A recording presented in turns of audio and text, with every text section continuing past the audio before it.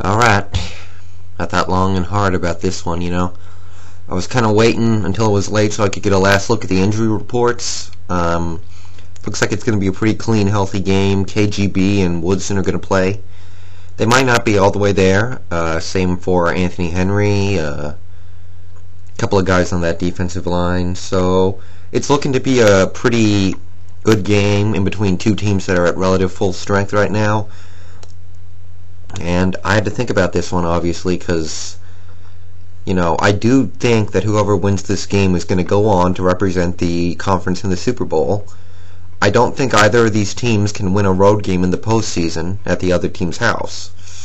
I just don't think that if Brett Favre has to go into Texas Stadium and he has to try and pull out a victory there at a place where he's 0-9 on his life, where he's never won before. I just don't think that's going to happen. Not in the playoffs. It has to happen here in the regular season. And, Dallas, I don't think they can go into Lambeau Field in the playoffs and win. The weather's going to be bad. They're not used to that. They're used to playing in Dallas Stadium. So this is the game. It's going to take a cataclysmic upset, in my opinion, for the NFC champion to not be decided after today. So, looking good.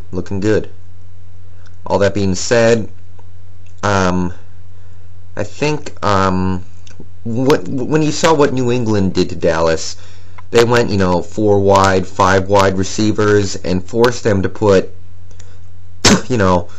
a bunch of different cornerbacks on the field. Not a lot of teams can do that, but they did, and because of it, you saw Wesley Welker and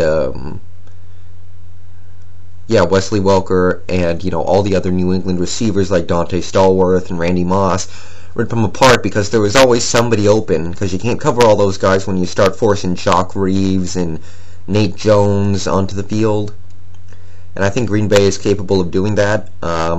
They've got Driver, they've got Jennings, they've got Ruvell Martin, they got Corin Robinson, and they got James Jones. That's 5 good receivers. They can go 5 wide, and I think that's how you can beat this Dallas team.